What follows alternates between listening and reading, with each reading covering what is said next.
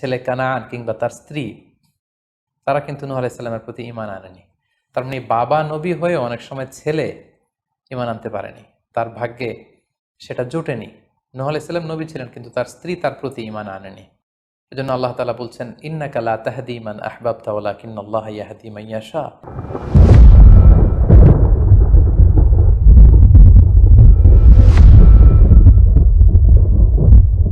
আসসালামু আলাইকুম ওয়া রাহমাতুল্লাহি ওয়া বারাকাতুহু। নাহমাদুহু ওয়া নুসাল্লি আলা রাসূলিহিল কারীম। আম্মা বা'দু ফাআউযু বিল্লাহি মিনাশ শাইতানির রাজীম। বিসমিল্লাহির রহমানির রহিম। নূহ আলাইহিস সালাম আউয়ালু রাসূলিন বুইসা ইলা আহলিল আরদ। সাইয়েদনা আদম আলাইহিস সালাম এবং ইদ্রিস আলাইহিস সালামের পরে আল্লাহ তাআলা নূহ আলাইহিস সালামকে পৃথিবীর সর্বপ্রথম রাসূল করে এই পৃথিবীতে প্রেরণ করেছেন। এবং আল্লাহ তাআলা ওনাকে বলেছেন আবদান শাকুরা, মানে হচ্ছে অ্যান অবিডিয়েন্ট সার্ভেন্ট অফ আল্লাহ। আল্লাহ তাআলার একজন কৃতজ্ঞ বান্দা হিসেবে আল্লাহ তাআলা কালামুল্লাহ মাজিদে নূহ আলাইহিস সালামকে এই উপাধি দিয়েছিলেন। পাশাপাশি তিনি হচ্ছেন উলুল আজমি মিনার রসুল, অর্থাৎ 5 জন নবীকে আল্লাহ তাআলা কুরআনুল কারীমে দৃঢ় প্রত্যয়ী বা দৃঢ়চেতা রাসূল হিসেবে ঘোষণা করেছেন। নূহ আলাইহিস সালাম হচ্ছেন তাদের মধ্য থেকে অন্যতম।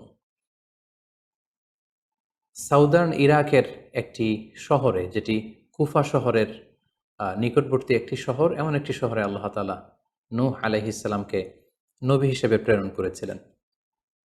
সাইয়েদনা আদম আলাইহিস সালাম থেকে শুরু করে নূহ আলাইহিস সালাম পর্যন্ত টানা 1000 বছর পর্যন্ত পৃথিবীতে শিরকের সূচনা বা উৎপত্তি হয়নি। বেসিকলি নূহ আলাইহিস সালামের জামানাতেই এই পৃথিবীতে সর্বপ্রথম শিরকের সূচনা হয়েছিল। ইবলিস শয়তান সর্বপ্রথম নূহ আলাইহিস সালামের জামানার যে কওমের লোকেরা, তাদের কাছে শিরকের ইন্ট্রোডিউস করেছিল। তাদের সময়ে 5 জন আল্লাহওয়ালা ব্যক্তি ছিল। তাদের ইন্তেকালের পরে শয়তান সেই জনগোষ্ঠীর লোকদের কাছে এসে বলল, তোমরা এই সমস্ত কি ইবাদত করছো? তোমাদের পূর্বপুরুষেরা যেমনভাবে আল্লাহ তাআলার কাছে ইবাদত করে নিজেদেরকে সঁপে দিয়েছিল, তার সামনে তো তোমাদের ইবাদত কিছুই নয়। তোমরা একটা কাজ করো, তোমাদের 5 জন আধ্যাত্মিক পুরুষ বা আল্লাহর প্রিয় বান্দাদের 5টি মূর্তি তৈরি করে তোমরা তোমাদের ইবাদতগাহের পাশে রাখো। ফলে তাদের চেহারা দেখলে তাদের বেশি বেশি ইবাদতের কথা তোমাদের স্মরণ হবে এবং তোমরা আল্লাহ তাআলার ইবাদত করার ব্যাপারে বেশি আগ্রহী হবে। তারা এই শয়তানের মুখরোচক চমৎকার এই কথা শুনে তাদের শ্রেষ্ঠ 5 জন সন্তান বা আল্লাহওয়ালা 5 জন ব্যক্তির 5টি মূর্তি তৈরি করে তাদের ইবাদত গাহের ভেতরে তারা স্থাপন করলো।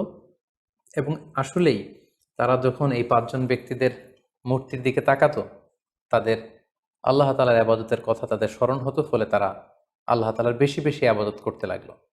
এই জেনারেশন এভাবেই বেশি বেশি আল্লাহ তাআলার ইবাদতের মধ্য দিয়ে তারা পার করতে লাগলো। কিন্তু পরবর্তী জেনারেশন যখন আসলো, শয়তান তাদের কাছে এমনভাবে কুমন্ত্রণা বা টেম্পটেশন দিল, ফলে ওই প্রজন্ম তারা আল্লাহ তাআলার এক আল্লাহর ইবাদতকে ভুলে গিয়ে এই 5 জন শ্রেষ্ঠ আল্লাহর ওয়ালির মূর্তির সামনে দাঁড়িয়ে সেখানেই তারা মানত করতে শুরু করলো এবং এক আল্লাহর ইবাদত বাদ দিয়ে সেই মূর্তিগুলোর ইবাদত শুরু করে দিল। এভাবেই সাইয়েদনা নূহ আলাইহিস সালামের জামানাতে সর্বপ্রথম শিরকের সূচনা হয়।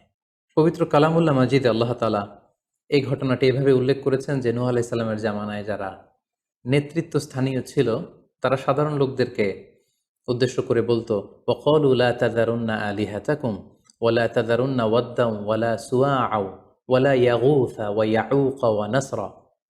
অর্থাৎ আমাদের যে 5 জন বিখ্যাত ব্যক্তি, তাদের নাম ছিল ওয়াদ্দান, সুওয়াআন, ইয়াগুথ, ইয়াউক এবং নাসর। তোমরা এদের ইবাদত ছেড়ে দিও না, বরং তোমরা এদের উপাসনা করতে থাকো। ফলে এই আয়াত প্রমাণ করে যে নূহ আলাইহিস সালামের জামানাতে সর্বপ্রথম শিরকের উৎপত্তি হয়েছিল। কিন্তু নূহ আলাইহিস সালাম তার জাতিগোষ্ঠীর কাছে এক আল্লাহর দাওয়াত দিয়ে যেতে লাগলেন। তিনি বলতে আরম্ভ করলেন, ইয়া কওমি আবুদুল্লাহ মা লাকুম মিন ইলাহিন গায়রুহু আফালা তাত্তাকুন। হে আমার জাতিগোষ্ঠীর লোকেরা, হে আমার জনগোষ্ঠীর লোকেরা, তোমাদের কি হলো? তোমরা কেন এক আল্লাহর ইবাদত করছো না? তোমরা কি আল্লাহকে ভয় পাও না? এবং তিনি বললেন যে আল্লাহ তাআলা আমাকে তার বাণী বাহক হিসেবে, প্রেরিত রাসূল হিসেবে তোমাদের কাছে পাঠিয়েছেন। এই যে আমি তোমাদেরকে তাওহীদের বা এক আল্লাহর ইবাদতের দিকে দাওয়াত দিচ্ছি, এজন্য তো আমি কোনো পারিশ্রমিক তোমাদের কাছে চাচ্ছি না, বরং তোমরা যেভাবে শিরক করে যাচ্ছ, এক আল্লাহ ছাড়া মূর্তির পূজা করে যাচ্ছ, ইন্নী আখাফু আলাইকুম আযাব ইয়াউমিন আযীম, আমি তোমাদের উপর কঠিনতম আযাব আসার আশঙ্কা করছি। সো তোমরা শিরক ছেড়ে দিয়ে, মূর্তি পূজা ছেড়ে দিয়ে, পৌত্তলিকতা ছেড়ে দিয়ে এক আল্লাহ তাআলার ইবাদতের দিকে ফিরে আসো। নূহ আলাইহিস সালাম যখন তার জাতিগোষ্ঠীর লোকদের কাছে তাওহীদের দাওয়াত বা এক আল্লাহর ইবাদতের দাওয়াত দেয়া শুরু করলেন, তার জাতির লোকেরা, তার কওমের লোকেরা নানা ধরনের টাল বাহানা, অজুহাত এবং বিভিন্ন ধরনের যুক্তি তারা স্থাপন করতে শুরু করলো। তাদের প্রথম যুক্তি ছিল যে, হে নূহ, কেন আমরা তোমার দাওয়াতে সাড়া দেব? কারণ সমাজের নিম্ন শ্রেণীর লোকেরা হচ্ছে তোমার অনুসারী। আরাযিলুনা বাদিয়ার রাই ওমা নারাকা ইত্তাবাআকা ইল্লাল্লাযীনা হুম আরাযিলুনা বাদিয়ার রাই। কারণ আমরা দেখতে পাচ্ছি সমাজের লো ক্লাসের যারা লোকজন, নিম্ন শ্রেণীর লোকজন, নিম্ন পেশার লোকজন, এরাই হচ্ছে তোমার ফলোয়ার। তোমরা আগে এই সমস্ত লোকদেরকে তোমার আশপাশ থেকে সরাও, তখন আমরা তোমার এ দাওয়াতকে গ্রহণ করব। তাদের আরও একটি যুক্তি ছিল যে, তুমি এই নিম্ন শ্রেণীর লোকদেরকে নিয়ে সমাজে ইনফ্লুয়েন্সিয়াল হতে চাচ্ছ। ইয়াতাফাদ্দালু আলাইকুম, এই নূহ হচ্ছে জেলে সমাজ, কৃষক সমাজ, এই সমস্ত নিম্ন শ্রেণীর লোকদেরকে নিয়ে এই সমাজের মধ্যে একটা ইনফ্লুয়েন্স ক্রিয়েট করে সে আমাদের উপর সুপিরিয়র হতে চাইছে। এটা ছিল তাদের আরেকটা যুক্তি। তারা আরও বলতো যে, আগে যদি এই নিম্ন শ্রেণীর লোকদেরকে তোমার কাছ থেকে তুমি তাড়িয়ে দাও, তাহলে আমরা তোমার উপর বিশ্বাস স্থাপন করতে পারি। নূহ আলাইহিস সালামের এই কথার জবাবে তিনি বলেছিলেন, ওমা আনা বিতারিদিল্লিযিনা আমানু, অর্থাৎ যারা আল্লাহ তাআলার উপর বিশ্বাস স্থাপন করেছে, যদিও তারা নিম্ন শ্রেণীর হয়ে থাকে, কি করে আমি তাদেরকে তাড়িয়ে দিতে পারি? তাদের আরও একটি যুক্তি ছিল যে, তুমি আমাদের মতো মানুষ, দেখতে তো তুমি আমাদের মতো মানুষ, তুমি খাচ্ছ, যাচ্ছ, ঘুমাচ্ছ, ঘুরে বেড়াচ্ছ, বাজারে যাচ্ছ, ক্রয় বিক্রয় করছো, আমাদের মতো মানুষ হয়ে তুমি কেমন করে রাসূল হতে পারো? তুমি যে রাসূল, কি করে আমরা বিশ্বাস করব? কেন আকাশ থেকে ফেরেশতারা এসে বলে দিয়ে যায় না যে তুমি রাসূল? তাহলে তো আমরা ফেরেশতাদেরকে দেখলে আমরা আস্থা পেতে পারি এবং নিশ্চিত হতে পারি যে আসলেই তুমি আল্লাহর পাঠানো রাসূল। এবং তারা পাশাপাশি আরও বলতো যে, আমাদের পূর্বপুরুষরা তো এই সমস্ত মূর্তিরই পূজা করেছে, তাহলে কি তুমি বলতে চাইছো এরা ভ্রান্ত ছিল? সর্বশেষে তারা বলতে আরম্ভ করলো যে, নূহ, তুমি হচ্ছে মিথ্যাবাদী, পাগল এবং ভ্রান্ত, আমরা আমাদের অবস্থানে অটল থাকব। এভাবে সাইয়েদনা নূহ আলাইহিস সালামের তাওহীদের যে দাওয়াত তিনি তার সমাজে ছড়িয়ে দিচ্ছিলেন, তারা ডিরেক্টলি এই একত্ববাদের দাওয়াতকে তারা প্রত্যাখ্যান করলো, রিজেক্ট করলো। কিন্তু নূহ আলাইহিস সালাম তিনি হাল ছাড়েননি। তিনি টানা ৯৫০ বছর তার জাতিগোষ্ঠীর লোকদের কাছে তিনি এক আল্লাহর দাওয়াত দিয়ে যেতে লাগলেন। কালামুল্লাহ মাজিদ আমাদেরকে জানাচ্ছে, ওয়ালাকাদ আরসালনা নূহান ইলা কওমিহি ফালাবিসা ফীহিম আলফা সানাতিন ইল্লা ৫০ আমা। তিনি ১ বছর, ২ বছর, ১০ বছর, ২০ বছর নয়, টানা ৯৫০ বছর তিনি লাগাতার কন্টিনিউয়াসলি তার কওমের লোকদের কাছে তিনি এই তাওহীদের দাওয়াত দিয়ে যেতে লাগলেন। এবং তিনি দিন রাতকে এক করে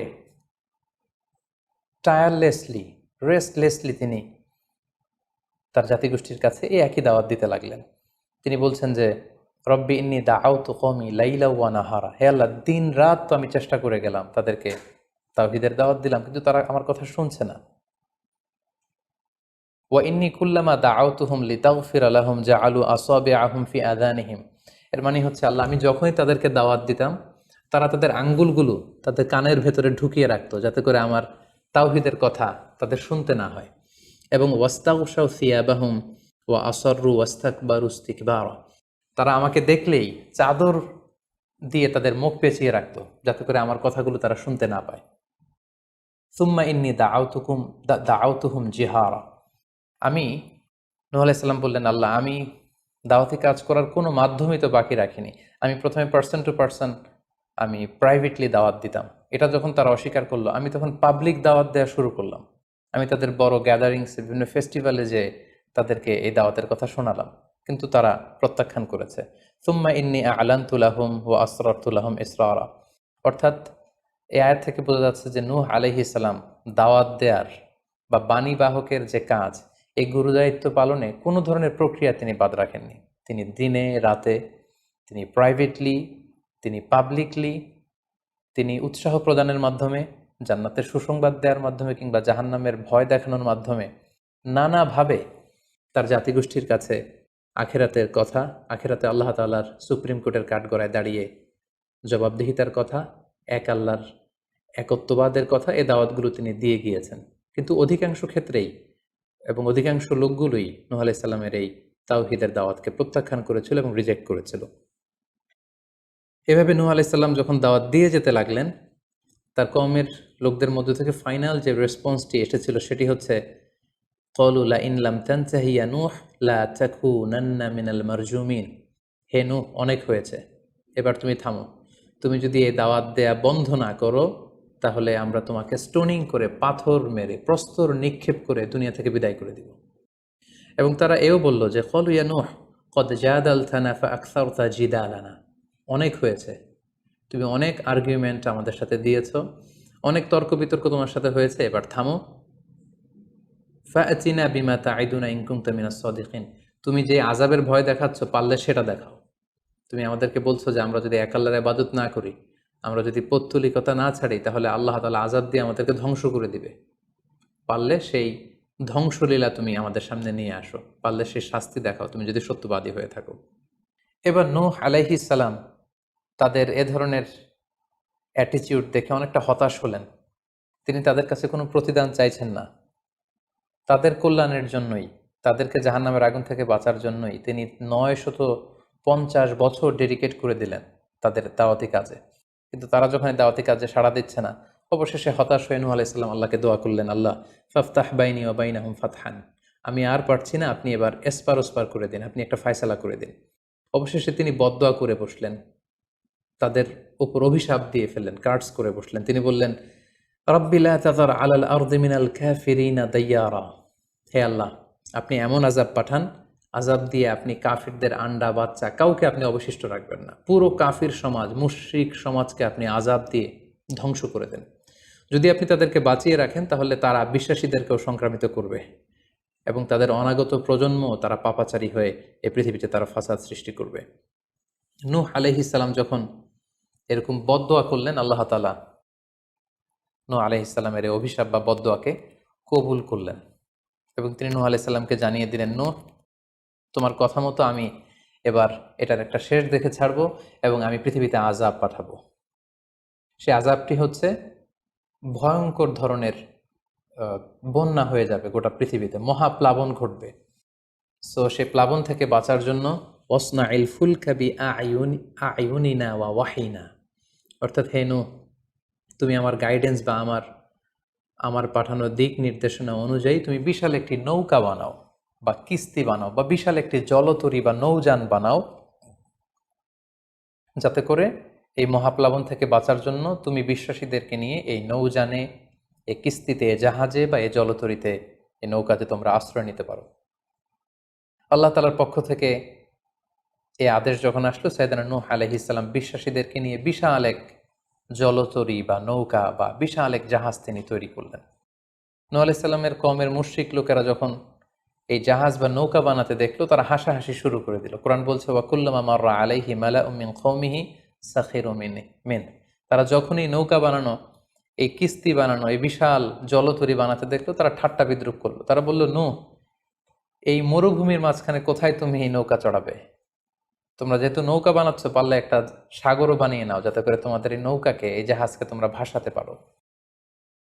সাইয়েদনা নূহ আলাইহিস সালাম এবং বিশ্বাসীরা আল্লাহ তাআলার উপর অটল থেকে আল্লাহ তাআলার দেয়া দিক নির্দেশনা অনুযায়ী তারা বিশাল নৌকা তৈরি করে ফেললেন। এ পর্যায়ে আল্লাহ তাআলা নূহ আলাইহিস সালামকে জানালেন যে, মহাপ্লাবনের জন্য নূহ তুমি অপেক্ষা করতে থাকো এবং এই প্লাবনটা হবে 40 দিন লম্বা, 40 days long, and the entire wall will be drastically flooded. গোটা বিশ্বের এমন কোনো জায়গা থাকবে না, আনাচে কানাচে গোটা বিশ্বটা এই মহাপ্লাবনের আওতায় এসে পৃথিবীর সব প্রাণীগুলো মারা যাবে।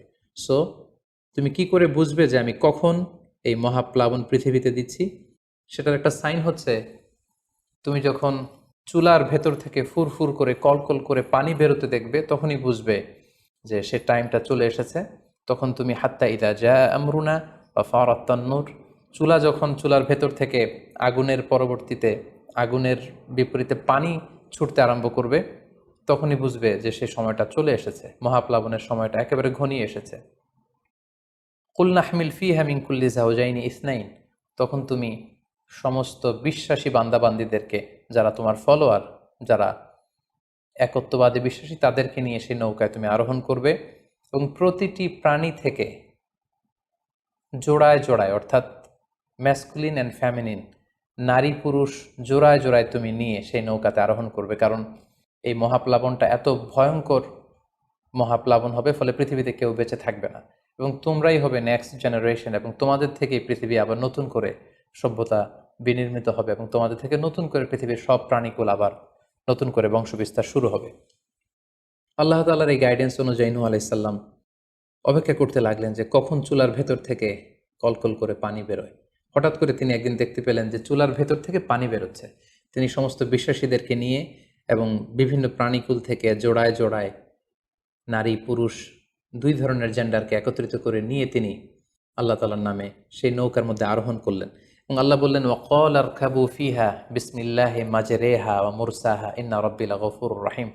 আল্লাহ বললেন, তোমরা যখন আরোহণ করবে তোমরা আল্লাহর নামে আরোহণ করবে, অর্থাৎ বিসমিল্লাহ বলে আরোহণ করবে, কারণ তোমাদের এই নৌকার এই জাহাজের গতি এবং স্থিতি এটা হবে আল্লাহর নামে। এটার সেইলিং বা অ্যাঙ্করিং, এটার পানির উপরে ভেসে চলা এবং এটার নোঙর ভেরানো সবটাই হবে আল্লাহ তাআলার নামে। এবং আল্লাহ তাআলার আদেশ অনুযায়ী নূহ আলাইহিস সালাম সবাইকে নিয়ে সেই নৌকায় আশ্রয় নিলেন। কোরআন আমাদেরকে জানাচ্ছে, ওহিয়া তাজরি বিহিম ফি মাউজিন কাল জিবাল, গোটা বিশ্বব্যাপী এমন ভয়ঙ্করভাবে আকাশ থেকে ঝুম বৃষ্টি নাজিল হলো, জমিন তার ভেতরে থাকা পানিগুলোকে উপরে উদ্গীরণ করে দিতে লাগলো, উপর থেকে পানি নিচ থেকে পানি, ফলে গোটা বিশ্বে এক মহাপ্লাবনের পরিস্থিতি তৈরি হলো। এবং সেই ভয়ঙ্কর প্লাবনের মধ্যে, সেই ঝড় ঝাপটার মধ্যে, সেই পানির মধ্যে নূহ আলাইহিস সালামের সেই কিস্তি বা সেই জলতরী বা সেই নৌকা ভাসতে লাগলো। কোরআন বলছে যে ফি মাউজিন কাল জিবাল, বিশাল পাহাড় সম ঢেউয়ের মধ্যে নূহ আলাইহিস সালামের তরী আল্লাহর নামে ভাসতে আরম্ভ করলো এবং আল্লাহর নামে নূহ আলাইহিস সালাম সেই তরী ভাসিয়ে দিলেন। মহাপ্লাবনের ঠিক কিছু আগে নূহ আলাইহিস সালাম ওনার ছেলে কানাআনকে আহ্বান করলেন যে, কানাআন, তুমি এই নৌকার মধ্যে আরোহণ করো। আমরা ইতিহাস থেকে আমরা জেনেছি যে নূহ আলাইহিস সালামের 4 জন সন্তান ছিল, হাম, সাম, ইয়াফাস, কানাআন। এই 4 জন সন্তানের মধ্যে 3 জন ঈমান এনেছিল, শুধু কানাআন ছাড়া। নূহ আলাইহিস সালাম কানাআনকে বললেন, কানাআন ইয়া বুনাইয়া ইরকাব মাআনা, হে আমার প্রিয় সন্তান, তুমি নৌকায় ওঠো, আল্লাহর কাছে তওবা করো। কিন্তু কানাআন নূহ আলাইহিস সালামের এই আহ্বানের প্রত্যুত্তরে তিনি বলেছিলেন, আমি নৌকায় উঠবো না, সাআবি ইলা জাবালিন ইয়াসিমুনি মিনাল মা, আমি পাহাড়ের চূড়ায় যেয়ে দাঁড়াবো, পাহাড় আমাকে পানি থেকে বাঁচাবে, কারণ এই বন্যার পানি তো পাহাড় পর্যন্ত পৌঁছতে পারবে না। নূহ আলাইহিস সালাম বললেন, ক্বালা লা আসিমাল ইয়াউমা মিন আমরিল্লাহ ইল্লা মার রাহিম, হে কানাআন, আজকে আল্লাহর এই গজব থেকে, এই আযাব থেকে, এই মহাপ্লাবন থেকে বাঁচানোর কেউ নাই, কেউ তোমাকে বাঁচাতে পারবে না। পাহাড় তোমাকে আজকে সুরক্ষা দিতে পারবে না, বাঁচাতে পারবে না, আজকে বাঁচানোর কেউ নেই, তুমি তাড়াতাড়ি উঠে আসো এখানে। কিন্তু নূহ আলাইহিস সালামের ছেলে কানাআন অস্বীকৃতি জ্ঞাপন করলো। কোরআন বলছে, ওয়াহালা বাইনাহুমাল মাউজু ফাকানা মিনাল মুগরাকিন, বাবা আর ছেলের মধ্যে যখন এ ধরনের কথা চলছিল, হঠাৎ করে বিশাল এক সাগরের ঢেউয়ের ধাক্কা এসে নূহ আলাইহিস সালামের সন্তান কানাআনকে পানির মধ্যে ডুবিয়ে দিল। তাহলে এই আয়াত থেকে বুঝলাম কানাআন যারা ডুবে গিয়েছিল তাদের অন্তর্ভুক্ত হয়েছিল। এবং মজার ব্যাপার হচ্ছে, নূহ আলাইহিস সালামের স্ত্রীও এই মহাপ্লাবন থেকে বাঁচতে পারেনি। সেও ঈমান না আনার কারণে যারা ধ্বংস হয়েছিল, যাদের সলিল সমাধি হয়েছিল মহাপ্লাবনের পানির মধ্যে, নূহ আলাইহিস সালামের স্ত্রীও সেখানে নিহত হয়েছেন। এখন একটি প্রশ্ন এসে দাঁড়ায়, সেটি হচ্ছে যে এটা কি একটা গ্লোবাল ডিজাস্টার ছিল কিনা? এটা কি ইরাকের সেই সাউদার্ন পার্টেই শুধু এই বন্যাটা হয়েছিল, না গোটা বিশ্বব্যাপী হয়েছিল? এ নিয়ে ঐতিহাসিকদের মধ্যে অনেক ধরনের মতামত পাওয়া যায়। তবে একটা বড় সংখ্যক ঐতিহাসিক মুআররিখুন তারা বলেছেন যে ইট ওয়াজ এ গ্লোবাল ডিজাস্টার। এই ফ্লাড, এই বন্যাটা ছিল গোটা বিশ্বব্যাপী। কারণ আল্লাহ তাআলা কোরআনে বলেছেন, নূহ আলাইহিস সালামের বদদুয়ার কথা বলেছেন। নূহ আলাইহিস সালাম বলেছেন যে, রব্বি লা তাযার আলাল আরদি মিনাল কাফিরিনা দাইয়ারা, হে আল্লাহ, এই জমিনে একজন কাফিরকেও আপনি বাঁচিয়ে রাখবেন না। সো এই আর্দ শব্দটা প্রমাণ করে তিনি গোটা বিশ্বের দিকে ইঙ্গিত করেছেন। এবং আল্লাহ যখন জমিনকে ইঙ্গিত করেছেন, ইয়া আরদুবলাই, হে পানি তুমি নিচের দিকে চলে যাও, ফলে এই আর্দ দ্বারা বোঝা যাচ্ছে যে শুধু ইরাকের সেই সাউদার্ন ইরাকের কুফা শহরের পাশেই এই বন্যাটা লিমিটেড বা সীমিত ছিল না, বরং এই ডিজাস্টারটা ছিল একটা গ্লোবাল ডিজাস্টার। গোটা বিশ্বব্যাপী মহাপ্লাবনের পানিতে গোটা বিশ্বের সব সয়লাভ হয়ে গিয়েছিল। 40 দিন এই বন্যাটা কন্টিনিউ করেছে এবং 40 দিনের এই সময়ে মহাপ্লাবনে যত কাফির মুশরিক এবং নূহ আলাইহিস সালামের সময়কালের যত মুশরিক এবং অবাধ্য লোকেরা ছিল সবাইকে আল্লাহ তাআলা এই বন্যার মাধ্যমে ধ্বংস করেছেন। 40 দিন পর আল্লাহ তাআলা আদেশ করলেন, ইয়া আরদু বুলাঈ মাআকি ওয়া ইয়া সামাউ আকলিঈ, অর্থাৎ হে আকাশ তুমি বৃষ্টি বর্ষণ করা এবার স্টপ করো, এবার বন্ধ করো। এবং জমিনকে বললেন, জমিন তুমি যে মাটির ভেতর থেকে পানি বের করছিলে, এই পানি বের করা বন্ধ করে তুমি ভূপৃষ্ঠের উপরে থাকা পানিগুলোকে গিলে ফেলো। ওয়াগীদাল মা, ফলে আল্লাহ তাআলার আদেশের সাথে সাথে পানি বর্ষণ এবং পানি জমিনের ভেতর থেকে বের হয় এটা বন্ধ হলো। ওয়াস্তাওয়াত আলাল জুদি, নূহ আলাইহিস সালামের এই বিশাল জলতরী বা কিস্তি বা নৌকা জুদি পাহাড়ে যেয়ে থামল। জুদি পাহাড়ে এই তরীর নোঙর ভিড়ল। এখন জুদি পাহাড়টা কোথায়? কিছু কিছু ঐতিহাসিকরা বলেছেন যে ইরাকের মোসেল শহরে একটি বিশাল মাউন্টেন রেঞ্জ রয়েছে, সেই পাহাড়ের একটা অংশের নাম হচ্ছে জুদি পাহাড়। কোনো কোনো ঐতিহাসিকগণ বলেছেন এই জুদি পাহাড়টি আর্মেনিয়াতে অবস্থিত। অনেক ঐতিহাসিকগণ মত প্রকাশ করেছেন যে এটি ইরাকেও নয়, এটি আর্মেনিয়াতেও নয়, বরং এটি তুরস্কের একটি পাহাড়। এবং তারা বিশাল বড় একটি নৌকার খণ্ড দিয়ে ঐতিহাসিকভাবে অনেকেই প্রমাণ করতে চেয়েছেন যে নূহ আলাইহিস সালামের সেই কিস্তির কিছু অংশ আজও সেই পাহাড়ের মধ্যে রয়ে গিয়েছে। সেই জুদি পাহাড়ে যখন এই নৌকাটি ভিড়ল, আল্লাহ তাআলা তখন নূহ আলাইহিস সালামকে আদেশ করলেন, ইহবিত বিসালামিন মিন্না, তুমি এবার শান্তির সাথে সেফলি সাউন্ডলি তুমি এবার সেই জুদি পাহাড়ে তোমরা নামো। ও বারাকাতিন আলাইক, তোমাদের উপর আমার পক্ষ থেকে বারাকা ব্লেসিং থাকবে। ও আলা উমামিম মিম্মান মাআক, এবং তোমার সাথে যারাই আছে সবার জন্য আমার পক্ষ থেকে ব্লেসিং থাকবে। এবং এই বিশাল মহাপ্লাবন থেকে যে আমি তোমাদেরকে বাঁচিয়ে দিয়েছি, শুকরিয়া স্বরূপ তোমরা সবাই পড়ো আলহামদুলিল্লাহ। ফাকুলিল হামদুলিল্লাহ। কোরআন বলছে যে তারা সবাই আল্লাহর প্রশংসা করে সেখান থেকে নেমে আসলো এবং নূহ আলাইহিস সালামকে আল্লাহ তাআলা শিখিয়ে দিলেন, নূহ এবার তুমি পড়ো রব্বি আনজিলনি মুনজালান মুবারাকান ওয়া আনতা খায়রুম মুনজিলিন, অর্থাৎ হে আল্লাহ আপনি এমন জায়গায় আমাদেরকে অবতরণ করুন যে জায়গাটা আমাদের জন্য কল্যাণকর, কারণ আপনিই তো উত্তম অবতরণকারী। ফলে নূহ আলাইহিস সালামের সাথে যারা ছিল বিশ্বাসীরা, তারা এবং তার সাথে প্রাণীকুলের মধ্য থেকে যারা ছিল সবাইকে নিয়ে নূহ আলাইহিস সালাম এই জমিনে বন্যা পরবর্তী মহাপ্লাবন পরবর্তী সময়ে তিনি সবাইকে নিয়ে এই জমিনের মধ্যে আবার নেমে আসলেন। ফলে ঠিক ওই সময়টাতে পৃথিবীতে আর কোনো কাফের, কোনো মুশরিক, কোনো পৌত্তলিক ছিল না, বরং তখন এটা ছিল, it was very fresh and pure monotheist generation, একত্ববাদী একটা প্রজন্ম। ফলে এখানে ঠিক ঠিক ওই সময়টাতে পৃথিবীতে আর কোনো কাফির মুশরিক আর ছিল না। আমরা আমাদের আলোচনার শুরুর দিকে বলেছিলাম যে নূহ আলাইহিস সালামের 4 জন ছেলে ছিল, হাম, সাম, ইয়াফাস এবং কানাআন। এবং ঐতিহাসিকভাবে এটা ঐতিহাসিক বিভিন্ন ধর্মগ্রন্থ থেকেও এটা প্রমাণিত যে এই 4 ছেলের মধ্য থেকে একজন ছেলে ছিল কানাআন, যে মহাপ্লাবনে মৃত্যুবরণ করেছে, এবং হাম, সাম এবং ইয়াফেস, তাদের মধ্য থেকেই মূলত গোটা বিশ্বে নতুন করে মানব সভ্যতার আবার সূচনা হয়েছে। নূহ আলাইহিস সালামের ছেলে হাম, তিনি আফ্রিকাতে তার পরিবার নিয়ে বসবাস শুরু করেন, এবং ওনার ছেলে সাম, যেখান থেকে সেমাইটিক শব্দটি আমরা বলে থাকি, ওনার ছেলে সাম তার আত্মীয় স্বজন এবং তার বংশধরদেরকে নিয়ে ধীরে ধীরে মধ্যপ্রাচ্য বা দূরপ্রাচ্যের এই এরিয়াতে পরবর্তীতে তারা বসবাস শুরু করেন। এবং ওনার ছেলে ইয়াফেস বর্তমান যে চীন বা তার আশেপাশের যে এরিয়াগুলো আছে সেখানে বসবাস শুরু করেন, এবং সেখান থেকেই মানব ইতিহাস আবার নতুন করে তার পথ চলা শুরু করলো, এবং গোটা বিশ্বে বাস্তা রিজালান কাসীরা ওয়া নিসা, অনেক নারী পুরো গোটা বিশ্বে সেখান থেকে আবার ছড়িয়ে পড়তে আরম্ভ করলো। এভাবেই নূহ আলাইহিস সালাম একত্ববাদের দাওয়াত দিয়ে নিরলস প্রচেষ্টা করে ওনার জীবনকে তিনি অতিবাহিত করেছেন। সাইয়েদনা নূহ আলাইহিস সালাম ওনার ইন্তেকালের পরে ওনাকে কোথায় কবর দেওয়া হয়েছে এ নিয়ে 2টি মত পাওয়া যায়। প্রথম মত অনুযায়ী ওনাকে মক্কাতে কবরস্থ করা হয়েছে, আরেকটি মত অনুযায়ী লেবাননের কার্ক নামে একটি এরিয়াতে জাবালে দীর, সেই দীর মাউন্টেনের পাশে সাইয়েদনা নূহ আলাইহিস সালামকে কবরস্থ করা হয়েছে। সম্মানিত সুধী, এই ছিল নূহ আলাইহিস সালামের সংক্ষিপ্ত, বর্ণাঢ্য এবং সংগ্রামী জীবন কাহিনী। এ পর্যায়ে আমরা নূহ আলাইহিস সালামের এই স্টোরি থেকে, এই জীবনী থেকে কী ধরনের লেসন, লাইফ লেসন বা শিক্ষা আমরা পেতে পারি, যেটা আমরা আমাদের সমাজের সাথে রেলেভেন্ট করতে পারি, আমরা সে বিষয়ে সামান্য কিছু আলোচনা করব। আমরা যারা দাওয়া কাজের সাথে ইনভলভড, তাদের জন্য নূহ আলাইহিস সালামের জীবনীতে আসলে নূহ আলাইহিস সালামের দাওয়া ক্যারিয়ার থেকে নেবার মতো, শেখার মতো অনেক কিছু রয়েছে। তোর মধ্যে থেকে অন্যতম হচ্ছে যে ডাইভার্সিটি অফ দাওয়া অ্যাপ্রোচ। আমরা জানি যে আমরা যারা আল্লাহ তাআলার এই কথাগুলো, কোরআন সুন্নাহর এই মেসেজগুলো পৌঁছে দিচ্ছি, আমরাও কাইন্ডা বাণীবাহকের কাজ কিন্তু আমরা করছি। যেহেতু নবীরা নেই, তাদের অনুসৃত পথকে আমরা ধারণ করে তাদের কথাগুলো আমরা পৌঁছে দিচ্ছি। সো আমাদের এই দাওয়া অ্যাপ্রোচের মধ্যে ডাইভার্সিটি থাকতে হবে। আমরা যেমনি ওরালি দাওয়া কাজ করি, নবীরা ওরালি দাওয়া কাজ করতেন, মৌখিকভাবে মানুষকে দাওয়া দিতেন। এই ওরালি দাওয়ার পাশাপাশি আমরা রিটেন দাওয়ার কাজ করতে পারি, আমরা প্র্যাকটিক্যাল দাওয়া কাজ করতে পারি। অর্থাৎ প্র্যাকটিক্যাল দাওয়াটা হচ্ছে লাইভ দাওয়া।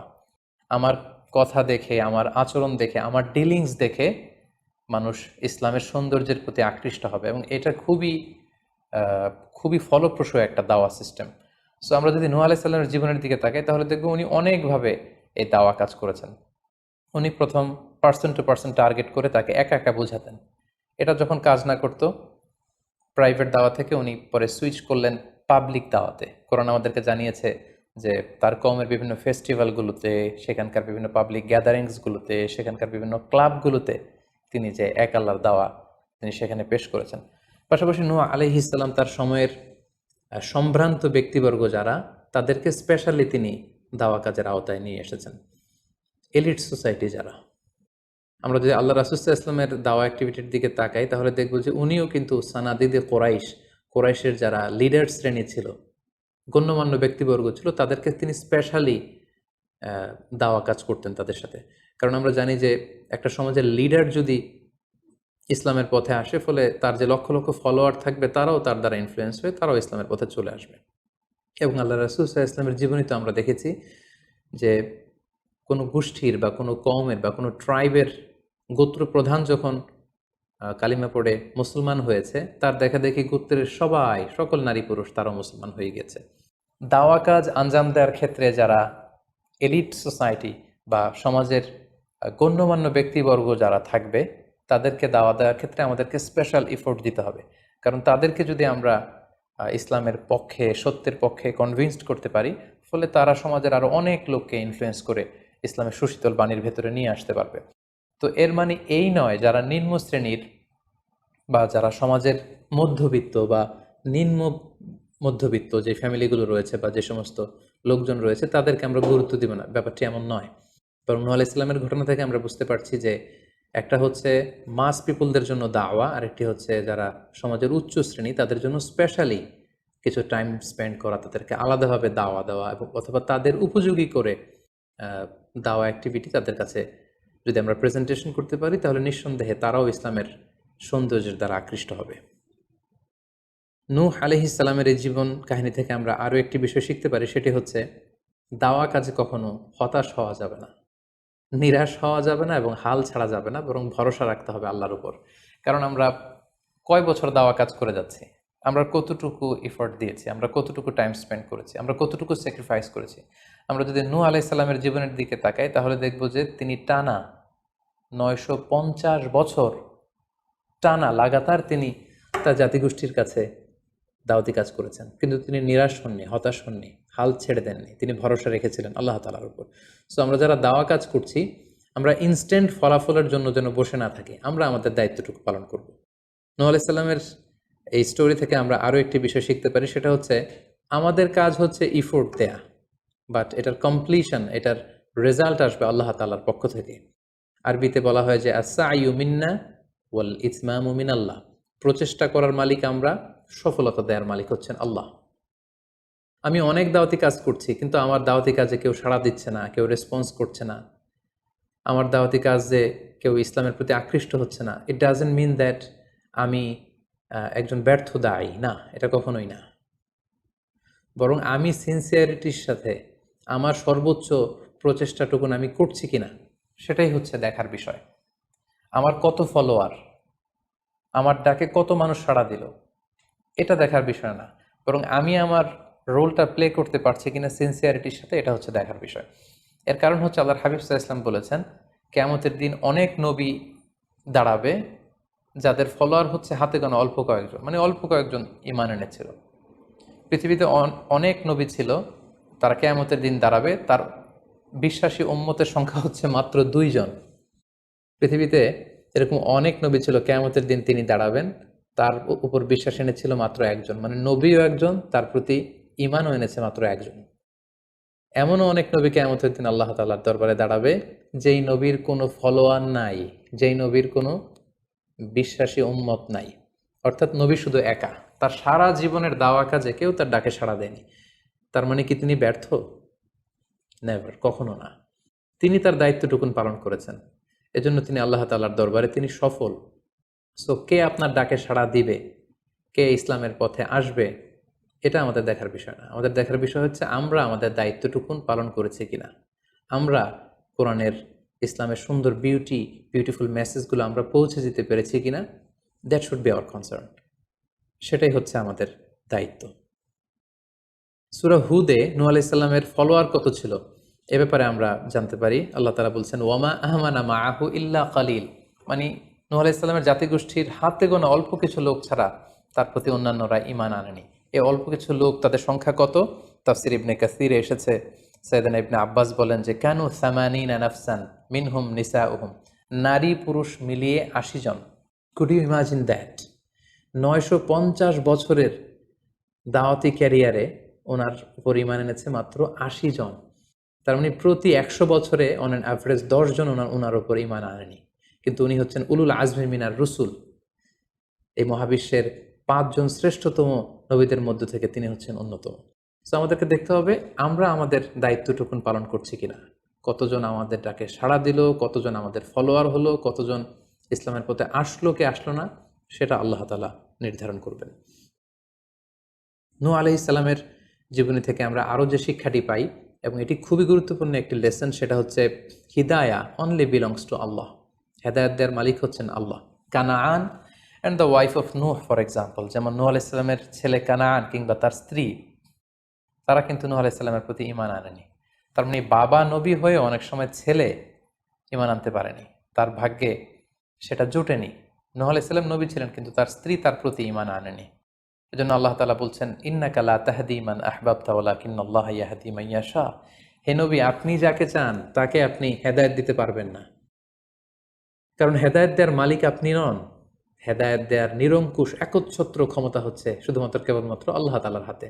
তিনি যাকে চাইবেন তাকে তিনি হেদায়েত দেন, আমরা চাইলেই কাউকে হেদায়েত দিতে পারবো না।